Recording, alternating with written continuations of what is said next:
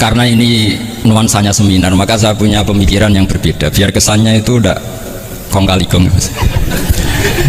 Saya melihat bahwa kita ini sudah subjek bukan objek. Karena setahu saya santri-santri itu misalnya ngapalkan alfiah capek terus manfaatkan lihat sinetron. Jadi mereka itu alat untuk kita terhibur. Bukan kita diperalat sinetron, tapi kita memperalat sinetron. Misalnya tadi beliau cerita bapak-bapak jadi korban karena ibu-ibu melihat bapak-bapak yang ganteng pakai jas uangnya banyak. Sebetulnya ibu-ibu juga jadi korban karena nggak secantik yang di TV. jadi ini penting saya ketahui. Begitu juga melihat Real Madrid misalnya. Kita ini kalau ngidolakan pemain lokal, kan datangkan pelatih, ngelatih itu mahal, bikin stadion mahal. Mendingan ngidolakan sudah jadi. Lagi-lagi mereka kita jadikan objek dari keinginan kita yang nggak mau repot-repot ya beli yang instan gitu. Jadi ini mungkin yang saya beda dengan beliau. Saya ini sering ketemu para dokter, para profesor di Jogja. Bahkan saya bikin komunitas grup diskusi kematian. Itu profesor-profesor yang mau mati itu sering diskusi sama saya. Kenapa ini penting? Karena mereka bilang gini, Pak Bahak, dunia ini pasti kita tinggalkan saja, perumusnya banyak. Masa kematian yang kita songsong nggak ada perumusnya gitu. Makanya kita bikin tim perumus kematian. Terus saya bilang ini bedanya profesor sama intelektual. Kalau intelektual itu diskusikan yang profan, dunia itu profan, nanti habis. Kalau kematian itu abadi. Maka untuk orang jadi profesor syaratnya harus tahu tentang kematian. Dari provokasi ini banyak teman-teman diskusi kematian. Ini penting saya utarakan karena dunia apapun hebatnya seperti yang dipandang Mas Hakim bisa dibalik juga. Misalnya orang bilang Israel nggak bisa dikalahkan, sebetulnya hingga sekarang pun Palestina nggak bisa dikalahkan. Hebatnya apa Israel? Nyatanya tidak bisa menghilangkan Palestina, paling di Google dihapus itu saja.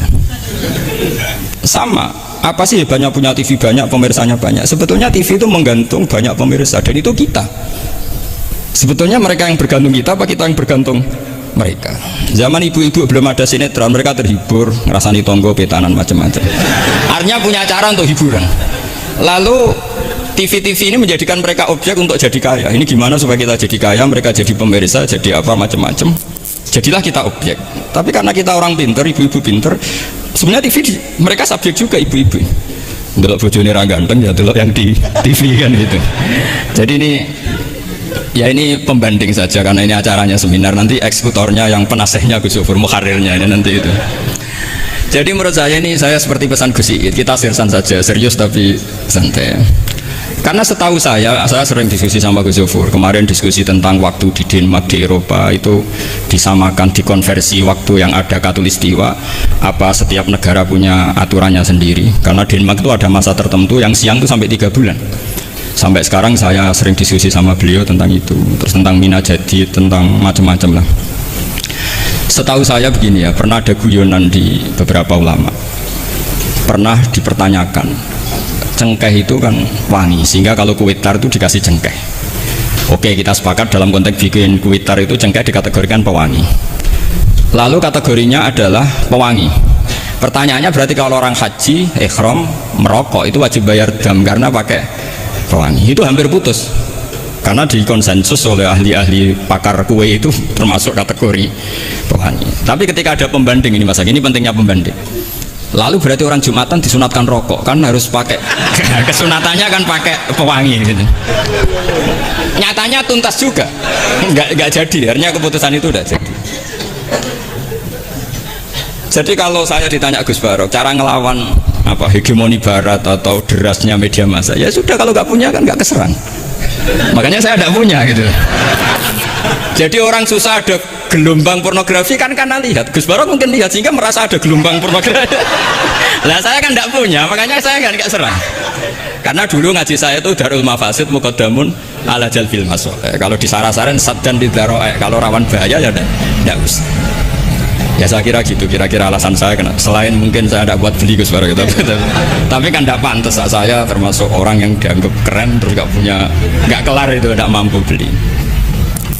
Tapi yang saya mencintai anak-anak Anwar karena Salma mater dengan kita, dan nanti kalau misalnya ada tanya jawab ya biasa saja seperti dulu. Anda tidak harus yakin saya benar, meskipun Anda jangan yakin pendapat Anda benar. Tapi masalah media memang mulai dulu Banu Tamim itu pernah juga datang ke Rasulullah bilang innamat hanazinun wa dhamman asyainun, itu masyhur. Ya Muhammad, kita ini iman tanpa dijajah Anda. Kita iman karena bukan kalah perang. Dan kita komunitas yang besar. Sehingga perlakukan kami dengan khusus. Karena sekali saya muji Anda, maka pujian kita adalah menjadi zainun laka, menjadi hiasan, menjadi pencitraan yang bagus bagi Anda. Wa inna dzamana syairun, sekali kita mengkritik kamu, maka kamu dalam bahaya. Syairun, maka kamu akan hina. Apa jawab Rasulullah? Enak saja Nabi jawabnya, zaka Allah, kita ini orang iman. Kalau dikritik media ya tenang saja, yang penting intawah benar. Nah mungkin saya latihan di makom itu, sehingga saya itu sama media biasa. Istri saya lihat sinetron, setahu saya gitu, bersumpek itu delok dunia gitu, buruan delok sinetron. Ini sebenarnya kita subjek apa objek? Kalau menurut Mas Hakim objek, kalau saya ya kita subjek. Kalau bosan ya ganti saja. Kalau bosan ganti. Jadi kita yang memainkan mereka, bukan kita yang dimainkan mereka. Oh, yang pegang remote kita. Nah, saya kira ini yang ringan-ringan saja, seperti pesan Gus Iyad tadi, sersan itu serius tapi santai. Ya biasa saja menurut saya, ini zaman nggak bisa dilawan ya. Saya juga beberapa kali ketemu menteri, ketemu pejabat ya, kita sering diskusi. Kadang-kadang mereka bilang, Gus, mbok ya usul tentang sebetulnya tata negara itu kayak apa. Saya bilang ini basa-basi, mau ada pakarnya. Tata negara itu sudah ada pakar. Kalau sama tanya tata akhirat, saya jelaskan. Ya tata akhirat itu kamu di dunia harus sujud. Dunia ini nanti profan, jabatan menteri itu profan. Kalau akhirat itu abadi. Akhirnya ngaji sama saya. Enggak bab itu. Ini penting. Bagaimanapun kita umatnya Nabi yang diamanati menyelamatkan umat ini sampai dunia akhirat. Kalau yang di dunia sudah ada spesialis ya kita terima. Bagaimanapun orang Islam itu kalau bisa ya fit dunia hasanah. Tapi yang sudah agak-agak berKTP akhirat kayak saya jangan dipaksa. Ini penting ya, karena memang ayatnya wafil akhirati hasanah gitu. Jadi kita tidak boleh hanya bicara kompetisi antar TV macam-macam. Kalau antar program pengajian mau saya, karena itu ya saya kira demikian. Ini penting ya pembanding tuh, karena saya punya cerita ya betapa Rasulullah SAW ini sangat-sangat akademik ya. Saya punya cerita agak serius. Setelah ini selesai, saya ini terakhir ke suara. Suatu saat ada seorang sahabat, ini yang disetujui atau diamini oleh para ahli tafsir. Dia perang gitu atau ditugaskan ke Nabi. Di kitab saya sahabat itu namanya Muhallam bin Jassamah. Saya nggak tahu kalau nama itu di kitab Anda karena beda kitab namanya beda. Dulu itu kalau saya jago Tyson, kok Tyson kalah, oh di TV saya Tyson menang gitu. Tapi semenjak ada real time katanya nggak mungkin nanti. Kalau Tyson menang ya menang semua. Tapi kalau kitab itu beda. Di ayat idza darabtum fi sabilillahi fatabayyanu itu. Kemudian Muhallam bin Jassamah ini membunuh satu orang. Di kitab saya namanya itu Amir bin Atbad. Setelah dibunuh, padahal orang ini setelah terdesak melafadzkan la ilaha illallah Muhammadur Rasulullah. Dalihnya ini kan tentang informasi juga. Ini kaitannya masih informasi. Saya bukan menyempal dari tema. Ditanya sama Rasulullah, kenapa kamu tetap bunuh padahal dia sudah melafadzkan la ilaha illallah? Kata dia, innama qalaha muta'awidzan. Dia melafadzkan itu karena muta'awidzan saja, ingin berlindung dari serangan kita.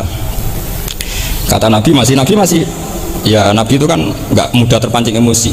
Halla syaqaqta an batnik. Bahwa kamu bedal ya, atau kamu bedah lah hatinya isinya kayak apa.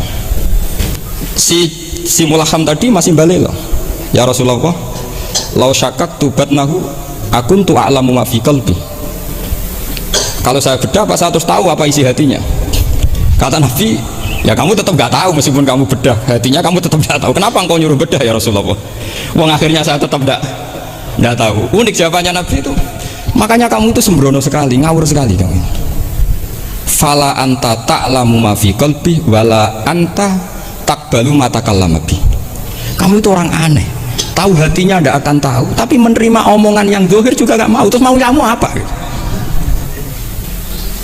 Kemudian orang ini itu dianggap punya kesalahan besar. Satu, bantah Nabi dan membunuh orang sing talafadhu bi kalimati la ilaha illallah. Akhirnya ketika dimakamkan tuh lafadhul ardu, dimuntahkan oleh bumi sampai 3 kali.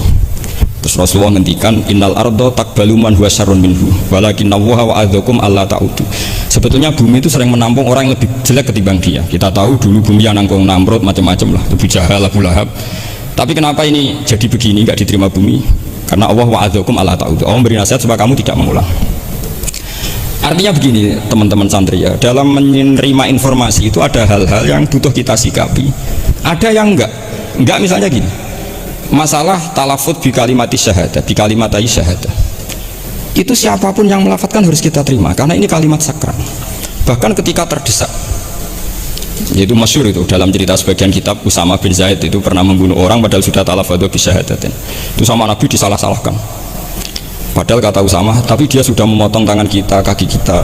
Masa pas kita punya kesempatan tidak boleh bunuh ya Rasulullah? Kata Rasulullah tetap saja ngendikan kaifa tasna'u bila ilahil wahid ja'at yaumal qiyamah. Terus begitu.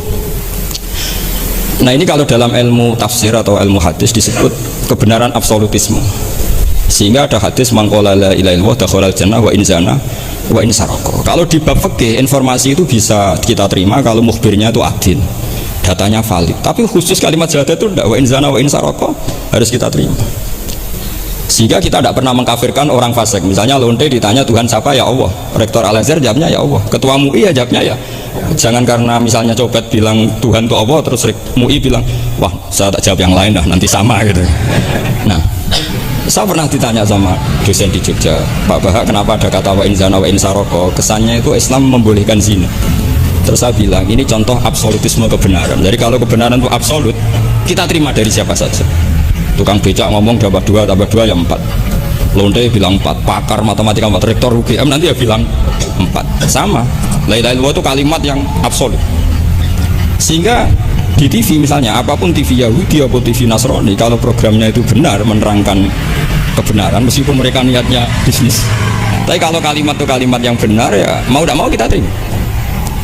Terus kedua, ada informasi yang kita sikapi dalam suasana genting. Kayak zaman perang Uhud, ada isu bahwa Rasulullah itu kutilah, dibunuh. Kemudian ini melemahkan para orang Ansor dan Muhajirin, atau Muhajirin dan Ansor. Terus kata Rasulullah, Umar, ajibu, kamu harus menjawab bahwa saya masih. Akhirnya Umar berteriak keras bahwa Rasulullah itu masih hidup. Ini contoh-contoh informasi yang secepatnya harus dijawab. Terus ketiga, informasi yang nggak penting dijawab karena memang sudah hoax, sudah sampah. Misalnya gini, orang melihat di TV infotainment itu nggak pernah yakin kok benar apa enggak. Ibu-ibu itu butuh hiburan, melupakan suaminya, utangnya, macam-macamnya. Makanya saya bilang, ibu-ibu ini subjek bukan objek. Jadi ini yang saya beda dengan Mas Hakim. Tentu saya punya sisi kesalahan karena saya juga nggak perlu akurat, karena ini tidak bidang saya. Tapi cukup jadi pembanding karena ini menyangkut harga diri Mas Hakim. Kesannya kalau